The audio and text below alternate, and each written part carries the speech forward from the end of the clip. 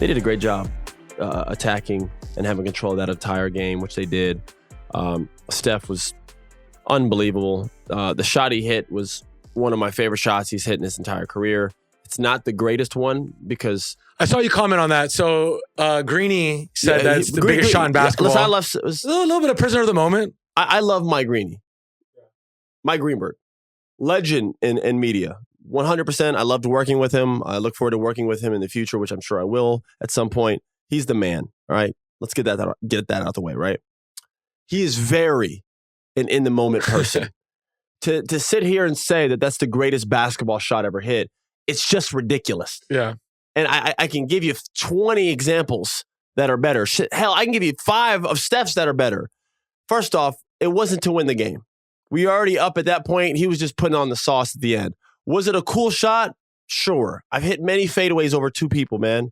Now, why that shot was so impressive was because the people who were wide open next to him asking for the ball were Kevin Durant and LeBron James. So to have the stones to do a behind the back and then launch at whatever footer that was, because he was like 3 feet behind the line, fadeaway over 2 defenders with Kevin Durant, LeBron James opening in a gold medal game, it's like, yikes. That is a big shot and a ballsy shot. Unbelievable shot.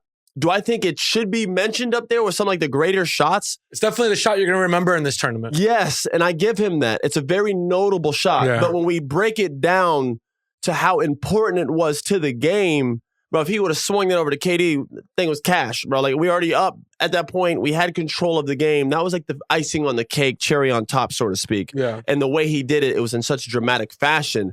Everyone was just like, and this was 4th in a row. It just was crazy, right? That's why the shot feels so big. And it was. It was in the gold medal game. I'm not displaying or discrediting the shot. It's just not the greatest shot of all time. I've seen Mike push off Bill Russell with a cross. Brian Russell, I'm sorry. Brian Russell with the cross. Mike made a shot on Bill Russell. That would be the biggest shot. That would have been the biggest shot, yeah. Byron Russell and hit a game winner to win the NBA Finals. Yeah.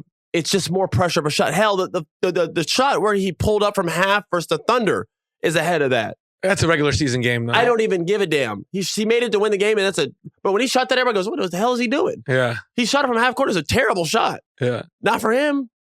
Bro, that is a very memorable Damian shot. Lillard's game to Paul George where he waved goodbye after shooting a step back from half court to go to the next series is a bigger shot than that. Kyrie Irving.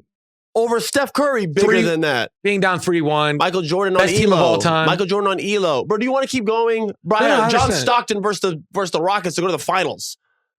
Top of the key, bang. Like, bro, Magic Johnson's hook to beat the Celtics. Bro, the list goes on. You know, that Michael Jordan win against Brian Russell, by the way, if they lose that game, that's game 6, then game 7 is in Utah. And Scottie Pippen's back was shot. We saw in the Last Dance and all that stuff. That they might not win that series. Well, things would have got really ugly. Well, that's why Michael's the GOAT. Yeah, the motherfucker just finished it. He got the job done. See, you're doing the thing where Michael's the GOAT, and I know. I think I have this on my notes. We have to talk about it. LeBron got MVP of the Olympics. Yeah, he's about to be 40 in December. Does this add to his GOAT legacy? Because for a lot of people, they were making that. There's only one way to go. There's only one more spot to beat. For sure. But he'll never beat that spot. That's just insane. Imagine going into it saying he'll never beat Michael Jordan no matter what he does. He'll never beat it. And no matter what. No, and nobody will ever beat LeBron. So I don't know why there has to be like one GOAT. You can't ever have one because there's different eras and different times. Bro, like people growing up in my father's era, there's nothing LeBron can do that will move Michael because they are like, yo, the only reason LeBron has a lot of these things is due to the longevity of him wanting to play. It's not that Michael couldn't. Michael came back at age 40 to average 25, fam. Motherfucker was just gambling and doing cigars, whatever the fuck he wanted to do. It's a choice thing. It's a lifestyle thing. He also had the Jordan brand that was making him $300 million a year. He didn't want to do that. The 13 years he was really locked in, really, really on basketball, he was just the greatest. Right. So he's just like, there's nothing you could, and then when you break down his finals numbers, his all defensive team numbers, his MVP numbers, all those things, he's over LeBron in those numbers still. And LeBron's got like... Are you surprised that LeBron at this age, LeBron has 6 years on him and he still has more than him. He was the best player on this team. Are you surprised? Because he led the team in rebounds, assists, field goal percentage, and he had 2 less points than Steph the entire Olympics. Otherwise, he would have been first in that. No, that's just crazy. And that's why, on the flip side, in this era, you have every right for someone like you to say LeBron James is the greatest player of all time. Many people, a lot of people think that LeBron James is the greatest player of all time. And when they say that, I'm not like, Michael's way better. No, I easily could be like, that's a valid point. I can't sit here and look at LeBron's stats and statistics and say that he's not the greatest player of all time. There's a reason why Steph, he was like, they do like the GOAT sound. All of them are doing the GOAT sounds every time he does something. He has the crown. Everybody does it now. Even KD acknowledges like, yo, he's the greatest, bro. Like this guy's, even Melo was on a thing. He's like, man, one time I almost drowned. And, obviously Superman got in the water and saved me. He goes, I hated it had to be him because now he's going to hold it over my head for the rest of my life. He goes, but of all the people who jump in the water, I knew Superman was going to jump in there and just grab me. By the way, you know what's really cool? Speaking of Melo, is your sister was at the game against Serbia.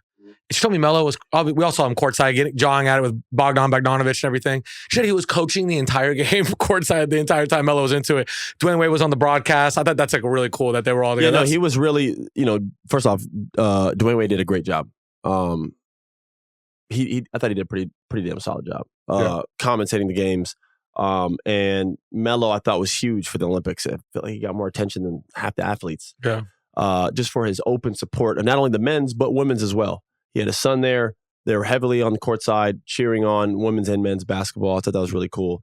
And yeah, his involvement in that Serbia game especially, where he was like really directing and stuff. I don't know if they were listening or not, but it looked like they were. At one point, he like waved someone off, and the guy was like, looked at Melo like he was going to go screen for LeBron or KD, and he was like, get out the way, and like the guy was just ran. It is Melo. You know what I mean? So I would probably listen if I was on the court getting ready to go do something. Melo's like, man, Austin, go to the corner. I'd be like, well, keep in mind, he up until this Olympics, he was our best Olympian player too. So yeah. So his voice carries a little weight for sure. It's Melo, man. Yeah. So I thought that was really cool. And just to cap the GOAT debate, I do think LeBron James is the greatest of all time, and I think Michael's the greatest of all time. I also think guys like Bill Russell and Kareem can also be the greatest players of all time. I think it's very insensitive, and I don't want to say disrespectful, but it's just like so disingenuous. It's disingenuous to like compare eras like that because the game's changed and you can't fault a player for growing up in his era. People are like, well, Bill Russell only played with 8 teams. Bill had no control over that, bro. Yeah. Bill only dealt the lemons that he dealt with. He made lemonade, and God damn it was good. That's like, we can't hold it against him. That's why people are like, man, players this day would average 30 in the 70s. I hope. Yeah. Look at the advantages we have. If Bill Russell grew up in this day and age, how much better would he have been? It's silly. So we do this thing where we like compare LeBron to Michael. Bro, they played in 2 different eras, man. Michael's finals games, the scores were 75-75 at the end of the fourth quarter, man. He had a 3-pointer anytime he wanted to take it, it was there.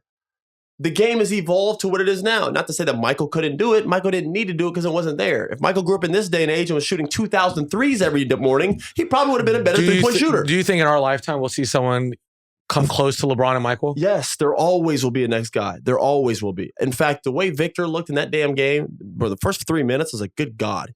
He like, brother, the hezzy that he did on Joel Embiid and punched it like the second possession of the game was one of the nuttiest things I've ever seen. Yeah. He's like 7'5". He did a cross hezzy, got Joel Embiid in the air, took one dribble in, and just punched it over like 2 people. Bro, that dude is insane. He gets like 20, 30 pounds put on his body strategically, not just like him in the gym lifting, getting bulky in a weird way. How Giannis gradually put on the weight. Right. It's like each year he put on like 10. And now he's at that point now where he's just like, just a perfect athlete. That's something that if what Victor can do in the next 2, 3 years, 4 years, where he adds like 20, 30 pounds each year, adding like 10. But the way he already can shoot decently well. Imagine 3 or 4 years from now, he's gonna have. And we also we love the fact that he's with the Spurs. He's in San Antonio. He's in the Spurs. You would be a little nervous. I think you'd still be a little nervous if it was another team that if he got drafted if he got drafted to Charlotte or something like that, I'd be like, good God, what's going on here? You always bring it back to Charlotte. Well, because they made the right moves though. They haven't made not Charlotte now. Charlotte now the jury's still out. We haven't seen them work yet. Right. All right. So when I say Charlotte, I'm not talking about anybody running the organization or their new thing that they got cooking over there, right? They got a whole different system. I get that. I respect it. I'm happy for them. I'm excited. I'm talking about the previous 5 years before that, what I saw running over there. It wasn't good. What the hell is this? I don't know. I feel like I was about to transform into like a Dragon Ball Z. I don't know what that was. But anyways, you get the point. Right. Him with Pop, it's a good thing.